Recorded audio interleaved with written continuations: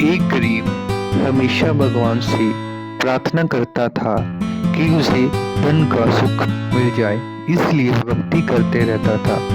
लेकिन उसकी समस्या खत्म नहीं हो रही थी। एक दिन उसके गांव में एक संत आए और गांव में ही कुछ दिनों के लिए रुक गए।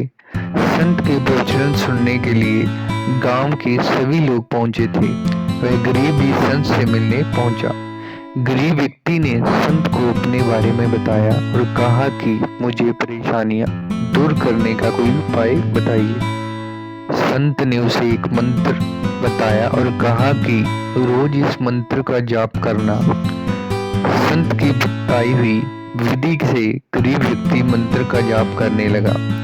सही विधि और सही उच्चारण के साथ किए गए मंत्र जाप से धन की देवी प्रसन्न हो गई। उसके सामने प्रकट हुई।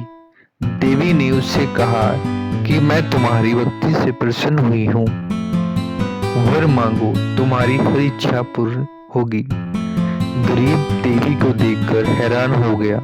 उसे समझ नहीं आ रहा था कि वह वर में क्या मांगे। उसने देवी से कहा, अभी मुझे कुछ समझ में नहीं आ रहा, मैं कल आपको मेरी इच्छा बता दूंगा। देवी ने कहा, ठीक है।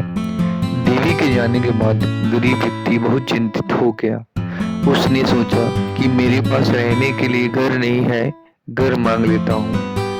उसने फिर सोचा कि राजा शक्तिशाली होता है, मुझे राजा बनने का वरदान मांग लेना चाहिए। अपार धन आने के संकेत से ही उसे रात भर नींद नहीं आई। सुबह हो गई, लेकिन उसे समझ नहीं आया कि वर में क्या मांगना चाहिए। वह सुबह उठा, स्नान किया और पूजा करने लगा। तभी देवी फिर से प्रकट हो गई।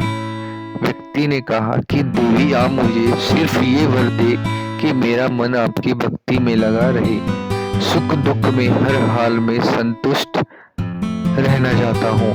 देवी ने कहा कि तुम अपने लिए धन संपत्ति भी मांग सकते हो।